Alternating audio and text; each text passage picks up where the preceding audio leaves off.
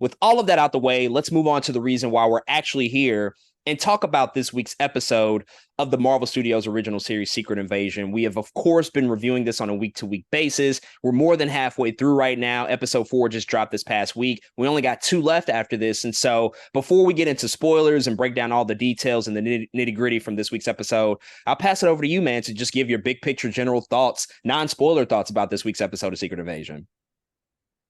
It's an okay episode. I think there are things to like about it. And it's just an interesting direction. I think we're taking here. One of the things I do like, there is a big action set piece at the end of this episode. And you can tell they spend a little time on it, which I think I appreciate. We haven't gotten that really in the series yet. It has kind of been a pretty quiet series. And I was like, oh, okay, this looks fine. This looks and feels fine. And it's not.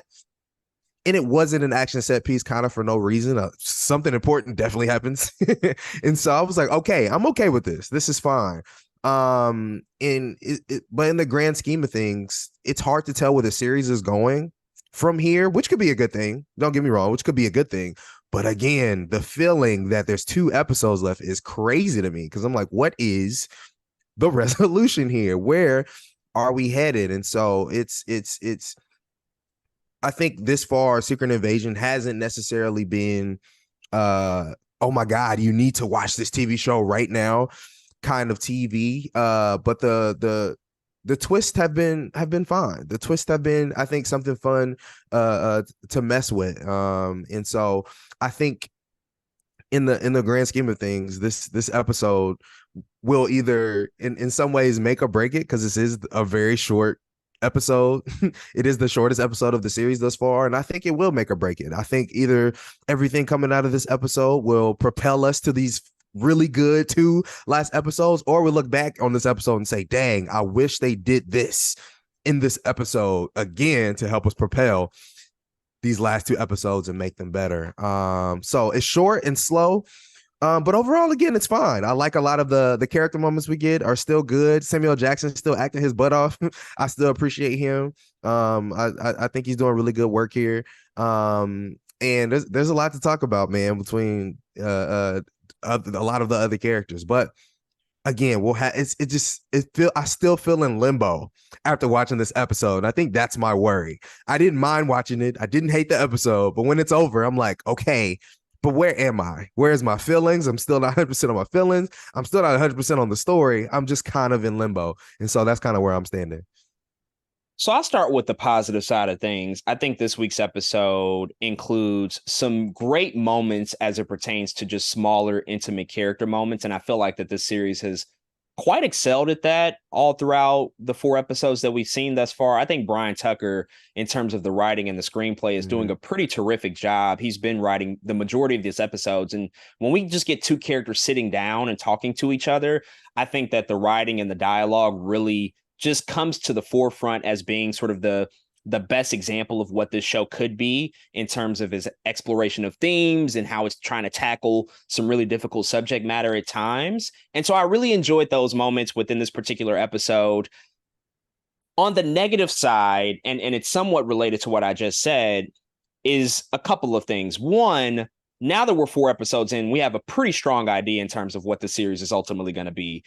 I think it's a quite optimistic viewpoint to think that the 2 episodes are all of a sudden just going to be on a completely different playing field in terms of quality and delivery.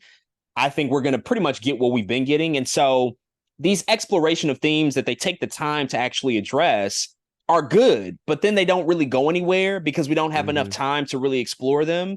Because I think the big ultimate true issue with Secret Invasion is that it doesn't really know what it wants to be. It's trying to be so many different things at so many different times. It's almost hitting a moving target, and it still has yet to hit that moving target, because you'll get some spycraft stuff, you'll get some character drama stuff, you'll get some domestic sort of disputes happening here, you'll get some socio-political commentary, you'll get stuff about refugees and racism and race relations.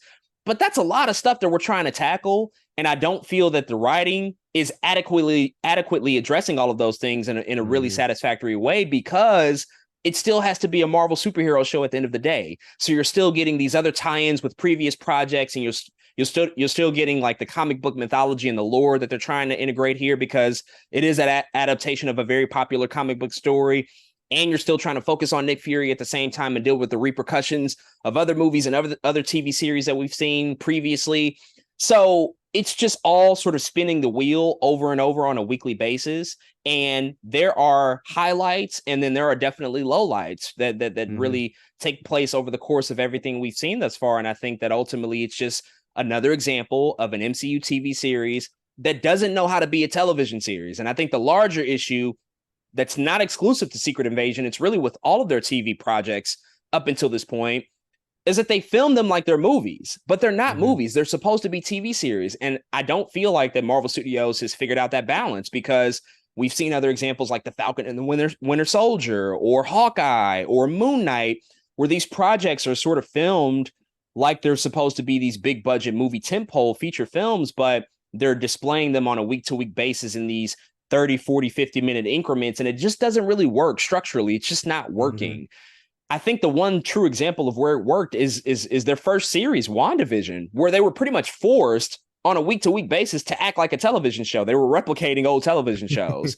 And so that actually worked in their favor. But now the way that they film and structure these projects out, I think it's really, really hindering them from being able to fully explore the capacity of what they can achieve in the TV medium. And so I think that that's just ultimately a reoccurring problem. Again, it's not exclusive to Secret Invasion, but it is once again starting to tamper with the quality of the show. So that's not to say that there weren't things I enjoyed. There were definitely some big key moments that I certainly sat back and said like, wow, that was pretty exceptional.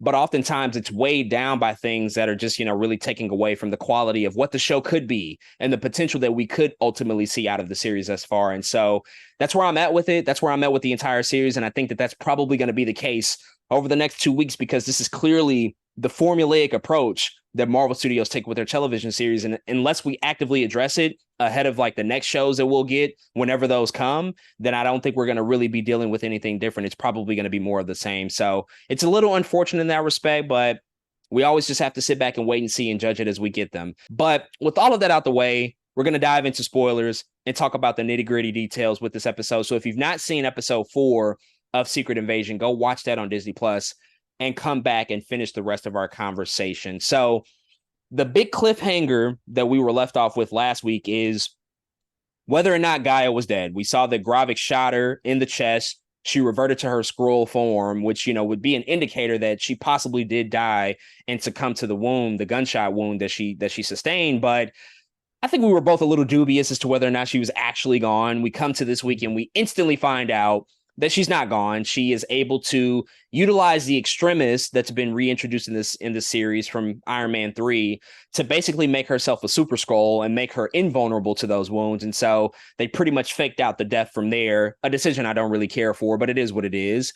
But more importantly, we do get a little bit of time between Gaia and her father, Talos. They are able to sit down and have a conversation just about the state of things. We know Gaia has been sort of acting as a double agent, but now she really has no choice but to fully align and make her allegiance with Talos known and the rest of the Skrull sort of rebellion against what Gravik is trying to do with his insurgents. But they have a pretty in-depth, detailed conversation on a park bench about their different approaches. And we get to see Gaia, I think, sort of take upon this more militaristic, militant approach about, we need to take what we can get now. We can't sit passively by and just wait for things to come to us. We need a new home. And that's what this whole fight is about. And so she sort of understands Gravik's point of view, but Talos is still of the mindset that we need to do this peacefully. We don't have a home. It's unlikely we will get a home. And so why not figure out a way to become operators and people that live on Earth that can coexist with the human race. And I have an idea to sort of plead and make a case with the president of the United States and to show him that we can coexist. So what did you think about just these different philosophies that a father and his daughter are taking? Because it once again puts them at odds in terms of just like where they see the ultimate fate of their race going in the future. It's so interesting, I think, how isolated Talos is and kind of in all of this. There's not a lot of people right now who believe in Talos's ideology. And I think what's interesting, which I wish they played on more because they have talked about it, right, is just this idea that Skrulls are these warmongering people. And I think what Talos is trying to get through the heads of the people like him is that, are we warmongering people, or have we just done that? Does that make sense? Is this who we are to our core, or is this just who we are historically? And can we change that side of us to become something else? And so I think that's interesting that so many people are like, graphics plan makes sense. Graphics plan is working. Graphics plan is this and that. And here we go with Gaia even saying, look, I understand what graphic is doing. In fact, I agree with his ideology. I'm really only here because you my dad. You know what I'm saying? And so it's like I don't know, man. It's just such an interesting play that, like, it feels like everyone does want to revert to we need a planet and we need to wage war in order to get it. And this needs to be our planet, rather than more people being like, Talos, I see what you're doing here and I understand it. Let's align with you. Because right now it feels like just Talos and old girl, I forgot the one that was also on the board who left the board meeting. I forgot her name. But it was like, it just really just feels like them two and Fury, who's like, yeah, you guys can do this peacefully in this way. So it's such again, a interesting way to look at things, but I wish they talked about it a little bit more. Why these Skrulls feel like they have to go to war so hard. We'll talk about Priscilla in a second, but she's kind of the same way. You know what I mean? Everyone is just like, graphic. He's right. Let's go with this. And in my mind, if Talos can see the peaceful, why can't everyone else see the peaceful? But it definitely makes for an interesting conversation. And needless to say, after Gaia figure out what just happened, I think her philosophy is about to change a little bit when she sees what happens to her father. But yeah, man, I think there's some interesting stuff there that they touched on. Yeah, it's an interesting approach to just like the whole dichotomy of the show. The fact that you have two sides of the same coin. One side is certainly more militant, and that's reflective of society. I think we see that in any sort of marginalized community, when you're talking about fighting for rights or fighting for equality, you have a side that's a little bit more revolutionary, a little bit more militant. Like, we have to take what we're going to get. We can't wait and passively sit by for people to give it to us. But then you always have an opposing point of view that says we should do it in a peaceful way, because that's the only way that you can sort of actually make meaningful progress. You have to operate within the confines of the system, obviously figure out ways to game the system and think about it in an intelligent way, but you can't just kick the door down and expect things to all of a sudden come to you. And I think both sides have merit. We see that play out in real life and in society all the time. I mean, as Black people, that has often been a conversation that's frequently had. You go back to different philosophies and different ideologies between Black historians and the way that we view things and how we can progress as people. And so that idea is really interesting. And I think that you can take that in so many places and in so many different directions. The issue with the Marvel Studios series and with Secret Invasion is that they'll have this conversation, they'll touch on it, and then we won't really actively address it again. And also, the people at the table having the conversation, it's a very interesting experiment, because Talos is a character that I do care about because we've seen him multiple times. Yeah. Gaia, on the other hand, is somebody that I have yet to learn to care about, because she was newly introduced in the show and they have not added enough context and enough history to who she is to make me really care about her. So even when she got shot last week at the hands of Gravik, whether or not she lived or died didn't really make any difference to me. I was like, who cares? Because she's not particularly somebody that I care about. And even when she's having this conversation, I understand her point of view, because she's looking at her father like, you have lost your rabbit ass mind if you think the president is just going to give you a planet or allow us to coexist on Earth and think it's going to be all good. I get that point of view, but her being the one to communicate that, I'm still like, well, you should probably sit the fuck back and chill, because your father does have a point, just due to the fact that I have more of a relationship with him as a character. And so I don't know, it just feels weird when we introduce these really heady concepts, these things that can be deeply explored, but ultimately who's delivering them, I think, is equally as important, because if it's delivered by a character that we just don't really have a relationship with, that it just kind of goes into the ether and we don't really readdress it when it comes to future topics and future themes. But I do agree with you that based on the ending of the episode, the fact that Talos is likely dead, we don't know, but that's probably going to change her whole viewpoint in terms of how this fight has to be fought in the future. So we'll have to see. But another key piece of information last week that we were speculating about was just the allegiance of Priscilla, and who was she really, and what was her deal. We saw at the end of last week, she goes to the bank and to a safety deposit box and takes out a gun. She gets a call from Rhodey turns out it was indeed Rhodey. There were a few questions about that. But we find her meeting with Rhodey in a church watching a choir performance. And they essentially have a conversation about Fury. And this is where we learn the shit is just completely on at this point, because Rhodey and Priscilla are colluding together to possibly kill Fury. This pretty much confirms that Rhodey is a Skrull. Not really a surprise at this point because they sort of tip their cap to it, but we'll get to that in a second. But we also find out that Priscilla has been secretly working with Gravik as well. And Rhodey now wants her to kill Fury and basically take him out because he's just presenting too much of a challenge and too much of an issue. And he's not the same Fury that he was before, which has been a big theme addressed all throughout the show by many characters. And we see Priscilla dealing with that in a pretty difficult way. She's trying to combat Rhodey and say, like, you know, he's old, he's washed, he's exhausted. Let him just wither away and die. We don't have to kill him. He's doing it to himself. But Rhodey's like, fuck that. Kill him now. We don't have to think about it and deal with it anymore. And we can move on and wage this war in order to create a new planet for the Skrulls. Meanwhile, Fury has to drop on both of their asses and is listening to the entire conversation. So what did you think about, you know, that scene unfolding when you saw that? Just the fact that it was pretty much just telling us, for lack of a better term, that Rhodey is just not fucking with Fury at all because he's ultimately a Skrull in disguise operating as Rhodey. And then Priscilla, on the other hand, is also colluding against her very own husband.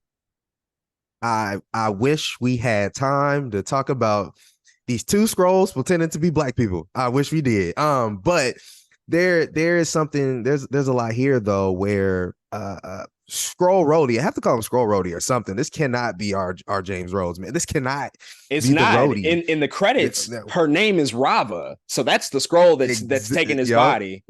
Exactly. And so it's like, first of all, where's our Rhodey? I need to know where he's locked up, because we did predict that as well. I was like, this dude is somewhere else. I don't know where he is, but this is not our guy.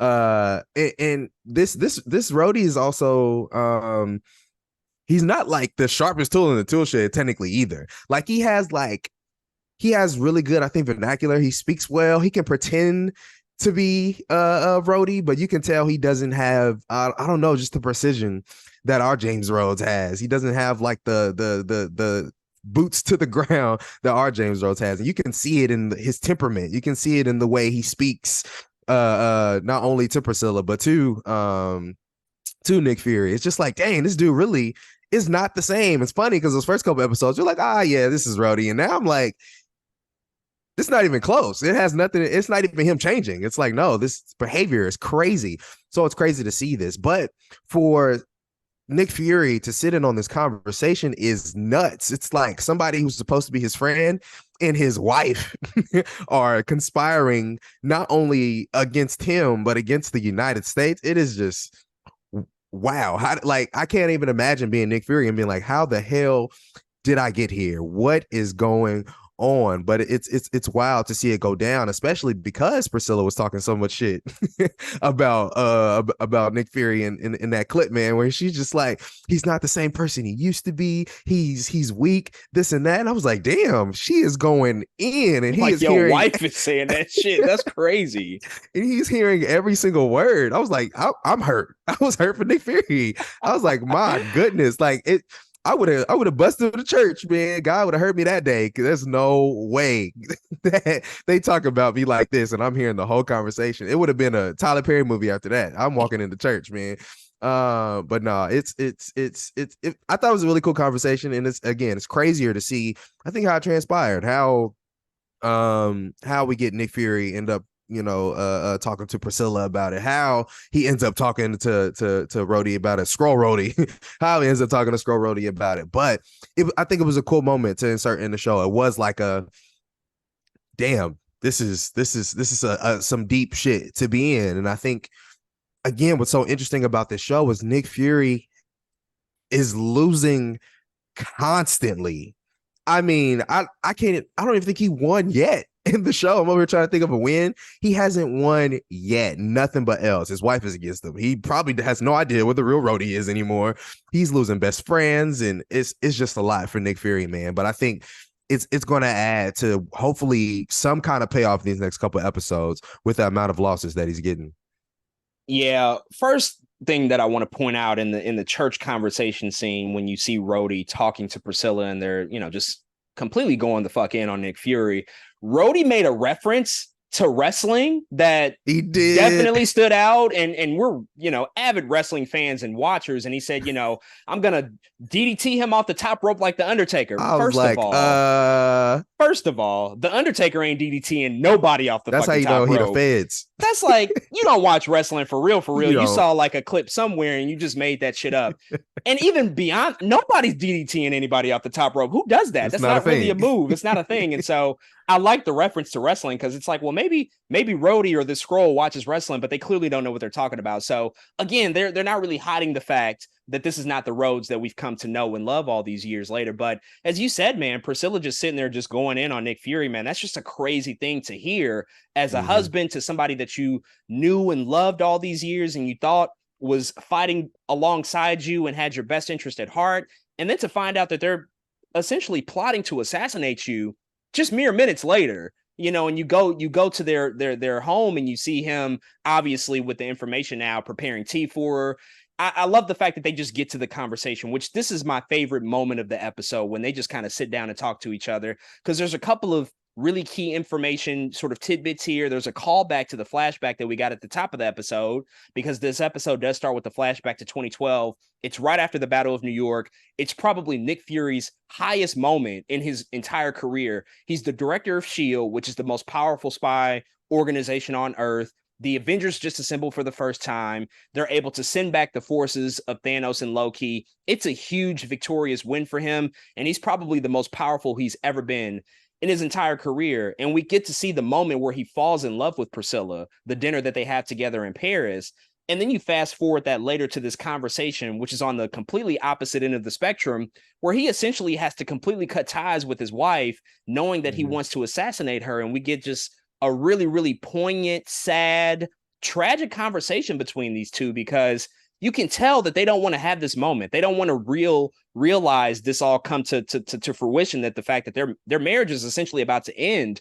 But Fury has to tell her what it is. Like, this is the biggest mistake I've ever made in my life. Forget everything else I've ever known. Forget all the shit with spies and scrolls and superheroes and alien species. Like, this is my biggest heartbreak and my biggest mistake. I should not have trusted you. And we know Nick Fury has huge trust issues.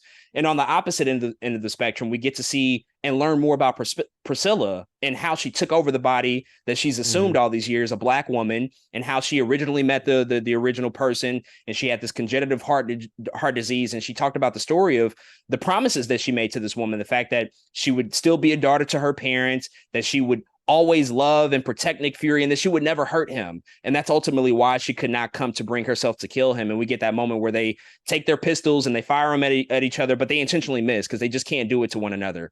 What did you think about just seeing that whole scene come to life? The fact that they just got to sit down and have this one last conversation. And then by the end of it, Fury ultimately walks away saying, like, I don't know whether we're going to renew our vows or get divorced, but you'll never truly know whether or not I would have loved you for who you were, because at the end of the day, you betrayed my trust. Yeah, I think that poem was really good. Late Fragment is a really good poem. It's really short. It's like 6 lines. But the whole idea, again, that the big line in the poem was to call myself beloved, to feel myself beloved on the earth. And I think, it really goes to Priscilla's character and what I think she's having to go through in all of this, her marrying Nick Fury, her being a Skrull, Nick Fury disappearing, her being back attached to Gravik, I think in that way, in that militant way, at that kind of being at the top of the totem, even in that way. And so it's like, man, it's kind of some deep stuff when you really think about it. But this moment is so crazy, deep, and important. I think one of my favorite parts is she's like, if I had been my true self this entire time, would you have loved me the same? He's like, I guess we'll never know. And that's like, damn, that's more than like a form thing, right? That's like you have been somebody else this entire time to your core, to the point where you were about to betray me. Not only about to, you really did betray me. You not only conspired to kill me, you conspired against the government, literally the opposite of my work, which is to protect this country. You were literally going against that and doing the opposite. And so it's really good character moment, but it's some deep stuff, man. Again, when you really think about it, because again, she just wanted to feel herself, as the poem says, and to be beloved on earth, as the poem says, and she didn't get that from Nick Fury, and she, when he disappeared, she had to seek that. She sought out ways in which to make that poem come true for her, and I think that's also important. That was also like a deep moment for her. It was like, damn, I kind of see where she's also going with it. You know what I mean? And so it is heartbreaking to see that. But hey, I love her, the fact that she didn't kill anybody or she didn't kill Nick Fury. I like how they ended on quote unquote good terms. I really don't know what that means for Nick Fury. Like if he sees her in the battlefield, what happens, and vice versa. I really don't know what it means from here on out. But I think I just love the energy that they could respect that there was a marriage, that Priscilla could respect that she did promise that lady to not hurt Nick Fury, even though she did, not to hurt him, at least physically, at this point in time. And so yeah, it was some good stuff there. It was a really cool part of the episode for me. Yeah, I think that the execution of this scene, the staging of it, the tension behind the moment, I thought was really incredible. Again, this was my Mm-hmm. favorite element to the episode. The way it was filmed, just the drama, the human emotion between the two, the pathos that's really, really embedded into their relationship here, really, really works for me. And even beyond that, Samuel L. Jackson and Charlene Woodard, their performances here are excellent. They're really incredible, especially Charlene Woodard, who has to be a character who was just introduced not even 2 episodes ago. We met her at the end of episode 2. We never officially knew whether Fury was married or not. And I think that that is one of the issues of the show, is that so much has to be reverse engineered to get us to believe into what's actually happening. And so it's hard to care about her character, but she's doing so much work from an emotional standpoint and from a performance standpoint to get us to care Yeah. about her. And I think that that speaks to the talent of both Charlene Woodard and Samuel L. Jackson to just do the heavy lifting, because to be honest, the construction of the show is not doing the heavy lifting. They haven't Mm-hmm. done the proper amount of work and a lot at the proper amount of time to actually develop a relationship with Priscilla. And so it all comes down to this intimate moment and the performance. And so I loved the performances that they gave here. And I think that they executed on an absolutely incredible level. I think the bigger issue at hand, which is what I'm speaking to about just the construction of all these series, is that they're reverse engineering a lot of shit. They're introducing a lot of new ideas in this show that we just all of a sudden have to assume and be okay with, that this has been in existence the entire time. When you see a 2012 flashback that takes place after the Battle of New York, we just have to assume that that always took place. And that's just the nature of storytelling. We can't take a DeLorean and go back in time and just all of a sudden make things true.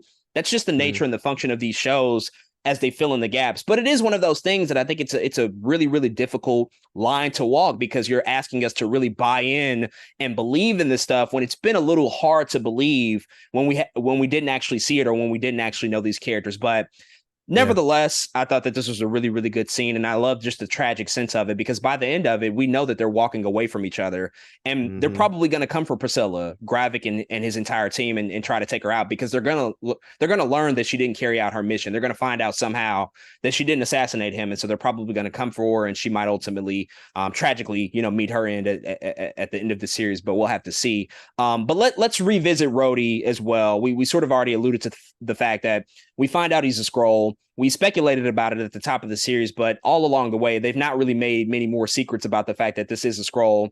It's confirmed that it is a Skrull impersonating Rhodey. It wasn't just like Rhodey has been a Skrull Mm-hmm. necessarily the entire amount of time, but it is a person impersonating Rhodey, because we find out at the end of the credits that the Skrull's name is Rava, also indicating that it's a female Skrull, which they Yeah. clearly alluded to, because we see the Skrull in the shower, and when she gets out of the shower, she ties her towel really around her chest area. And Mm-hmm. I think most guys, when you get out the shower, you put your towel Your around your waist. waistline. It's not going around Mm-hmm. your chest area. So it's clearly to indicate that she's a female Skrull, and she has more feminine features as well.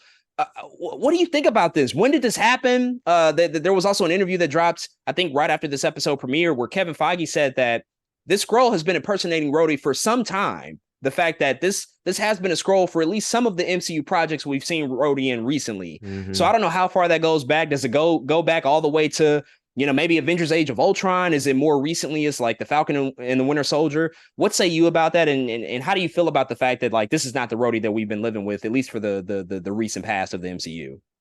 Man, it's so hard to tell. We know for sure it has to be post Civil War. That's like the easy one, right? When Rhodey gets hurt, he probably would have changed back to scroll form. So we know it's somewhere after that my boy gets replaced. Where it is, whew, I really don't know, and that's something I think I still need to look into. I need to go back and watch some stuff and be like, I think this would have been the moment in which he got replaced. Yeah, I have to think about that a little bit longer. But what is interesting about this is, for a long time we thought Priscilla was Rava. When Rava is introducing Gravik to Nick Fury all those years back in the 90s, we're like, oh, maybe Priscilla is Rava, because that's how it just kind of shook down. And she seemed like she was a nice person, and she was like the woman scroll that was around at that time. But this makes sense with Rava being close to Gravik, that Rhodey would be Rava. And I'm like, oh, there's like a light bulb went off in my head when I realized that. I was like, oh, that's Rava. That's where Rava is. And so it makes so much more sense to me now, that would be the case, in why I think this scroll in particular is so high up and close to the president when it comes to Gravik's affairs, in this whole military, thing they have going on. It's like, oh, this all just checks out. And I guess the weird part is now I don't know where where any of this lies again with the idea of Rhodey being a new person. Like, is he? I don't know. I just can't see the moment in which Gravik says we need to infiltrate this structure, this power structure. I don't know where. It could be. Falcon Winter Soldier feels too soon, right? Like if Kevin Feige says he's been here a couple projects, Falcon Winter Soldier feels a little too like that just happened last week. It has to be before that. And so now trying to place wherever that comes, I have no idea. But I think it's kind of cool that at least we got somebody who is a scroll somewhere. I'm still hoping for somebody else to be like, oh, they're a scroll. But right now, at least we got this weird version of Rhodey, scroll Rhodey, that we have in Rava. Yeah, if this is the only big reveal in terms of an Avenger being a scroll that we get in the series, I think it'll be a massive disappointment. Like they had another opportunity to do something really shocking, much like the comics did, because the unfortunate thing about Rhodey ultimately being a scroll, or the scroll impersonating Rhodey, I should say, they telegraphed the fuck out of it. Like they didn't do much to make us really be shocked by it. Like we were speculating about it from the very beginning, and then 2 episodes ago, you start to see like this guy's acting funny. Like, why is he so opposed to Nick Fury and what he's doing? Why is he presenting himself in this way? Like you said earlier, some things just felt off. He's talking about Undertaker DDTing people off the top rope. Like, this motherfucker is not human. Like, clearly, he's not the Rhodey that we would come to know and appreciate all these years. On the contrary, I think the ballsy choice would have been to say, just flat out, Rhodey has been a scroll this entire time. It would be a very difficult thing to buy into and believe because of just instances in which we have never had any indication that he would be a scroll, notably Civil War. He pretty much becomes paralyzed. We don't see him revert to a scroll form in that film. So they'd have to deal with that as a plot hole per se. But I think the ballsy choice would have been, just say like, oh, he's just been a scroll this entire time. Ever since we met him all the way back. Hell, maybe they could have even said that's why he looks different than Terrence Howard. Terrence Howard got fucking replaced, and somehow nobody just noticed that Rhodey looks very different. Now he's a dark-skinned black man instead of a light-skinned black man. If they really wanted to, be meta and speak to it that way. But, the fact that it is more of a recent occurrence, I don't know where to place it. We're also dealing with the blip, which was like a 5-year gap where Rhodey was technically gone. And so it couldn't have been at that point in time unless... I don't know. It starts to become strange because you think about Infinity War. He was acting a little funny. He had his allegiance towards the Avengers, but also with the government. Endgame, I mean, he's completely fighting alongside the Avengers at that point. He's very integral to the time heist and to the fight against Thanos. And so could it have been that Rhodey, or did it just happen on some off point in between projects that we just, we wouldn't have had any sort of insight to? I imagine that next week's episode will likely have another flashback and we'll see exactly when Rava assumed the personality and likeness of Rhodey. Mm-hmm. I assume we'll get clear insight into when that occurred, but it's fine. It is a reveal, I suppose, but Mm-hmm. again, they telegraphed it so much that it's not shocking. Like when you find out exactly, like in this episode, you see Rhodey wipe the mirror and you see the scroll change and the form change. It's like, oh yeah, we kind of knew that was going to happen. Mm-hmm. So I don't know. We'll see if they have any more surprises in store. But for a show that is often about like implementing and incorporating surprises, many of these things are turning out to either be fake outs or things that are just, not that surprising at the end of the day, even though they intended them to be. But let's talk about the final sort of portion of this episode, which is a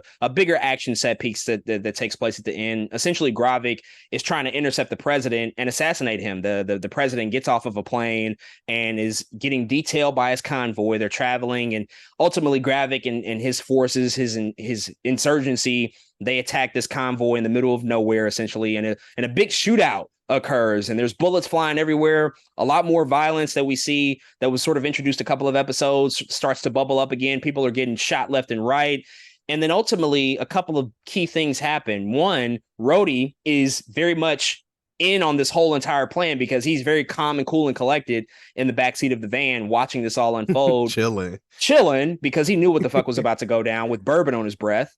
And then in addition to that, we see the president is unconscious and his life is at stake. It looks like Gravik might actually be able to carry out his plan. But ultimately, it's Talos who really steps up and kind of becomes the hero and tries to save the president. And in doing so, succumbs to some wounds, a gunshot wound first, but then he's stabbed by Gravik in the midst of all of this because Gravik impersonates one of the soldiers. And we're left to believe that Talos is dead. I think it feels pretty definitive, but you never really know with the show. It could be another fake out death. He could just, be in critical condition and they're able to revive him next episode. We're not entirely sure, but it's a pretty heroic moment for Talos. And it sort of calls back to what he was trying to accomplish with the conversation earlier with Gaia. He told her that he wants to appeal to the president, get in his good graces so that they can coexist with humans on planet Earth. Well, if they revisit that conversation in the next episodes, what better way to do that than to say, like, well, Talos is kind of responsible for saving your life, Mr. President. You have to create some sort of scenario that can appeal and make the Skrulls feel comfortable on planet Earth. So what did you think about this whole action sequence? How do you feel about Talos possibly being dead, but not necessarily knowing entirely? And also the fact that Fury had to make a very difficult choice, whether or not to save Talos or to leave with the president and leave Talos' body behind. Wow, wow, wow. This is one of those action sequences where the reason I liked it is because I think, again, important things are being moved within the action. It's not just action for the sake of action. It's not just good guy beats bad guy. It's like, no, there's some things that are transpiring here in real time. And I think it's up to you as the viewer to buy in if you like it or not. And I think I liked it because all of the conversations that were had before. You just spoke about how Talos was talking about being in the president's good graces. Well, if I sacrifice my body and my life, all of those soldiers are going to be like, hey, this scroll saved your life. I don't know about the other scrolls over there, but this scroll saved your life. That's an important piece being moved. Secondly, what I was talking about earlier, Gaia is here like, I think I understand Gravik and what he has going on, until she finds out Gravik just stabbed her dad potentially to death. That's another chess piece that's going to be being moved, and that's another again part of some drama that's just going to have to transpire eventually. She's going to find out that Gravik killed her father, and everything is going to change, at that moment. And I think, and that's what makes this so interesting. Also, just the way it happens, because at first you're like, oh, this dude is really trying to save Talos, the soldier in the middle of nowhere. Especially we get the part right before where Nick Fury has to go, no, he's with me. Like, he has to tell the guy, like, oh, he's with me. I don't know when that became Gravik, because to me, in my mind, that was a normal soldier at first. I was like, wait a second, is that not a normal soldier? And that's what makes it so surprising when he does end up stabbing Talos in that moment. It was like it was to kind of subvert your expectation. It was to kind of confuse you a little bit, because it happened to me. I was like, didn't he just ask, was this dude on our side or not? I was like, maybe Gravik is just a fucking genius by asking that question. You know what I mean? In order to infiltrate that. And so I like those moments within the action. And that's why I didn't mind this action set piece. I was like, oh, this is fine. This is some fine stuff going on here. And so yeah, man, it's okay. But I think overall, I think it serviced the story, and I think that's what was important for me. It was like, as long as this is whatever this madness is, because actually when it first starts, I ain't gonna lie, I sighed a little bit. I was like, oh, here we go. What's about to happen? And it's not that I don't want action, is that we know these TV shows and we know Marvel TV show action and how it could play out, but it didn't necessarily play out how I thought it would. And I think for that, it left a better taste in my mouth than I thought it would. You're right. I couldn't agree more. I audibly groaned and rolled my eyes when I saw that fucking RPG hit the first van in the convoy, because I'm just like, oh my God, here we go. Just another action set piece. I don't really care about this action. It's not really meaningful in any particular way, but they do absolutely take some chances here and try to do some things to surprise you while still keeping the momentum of the story moving forward. And I do appreciate it for that. And ultimately, when the action took place, it was violent. It was practically done. It actually looked good. I love the fact that it was just a shootout. It wasn't this huge over the top CGI fest. Like, you got the one moment with Gravik using the Groot, sort of branches, that he's, sort of implemented in his body to become a Super Scroll. That was like the one comic booky CGI moment. Everything else was super grounded and real. And I actually appreciated that we can't just get some gunplay in the MCU. Like, yeah, fuck that. Let's just like shoot each other up. Go for it. Like, I want more of that stuff. Like, it actually feels more akin to what this show should be, like that spycraft, espionage, political thriller, paranoia thriller, whatever you want to call it. And so I liked seeing that stuff take place. And then you get a couple of key surprises and really indicative moments of where the show could go with the story between Talos' sacrifice and Gravik ultimately being responsible for killing him, if we are to presume that he's dead. The one caveat that I will say to the point of which I don't necessarily appreciate it all that much is the fact that this is now the 3rd out of 4 episodes that have ended in either a death or a presumed character death. Like Maria Hill in the first one, Gaia last week, Talos this week. Like, how many fucking episodes can we end with somebody dying and we have to speculate for a week whether or not they're dead?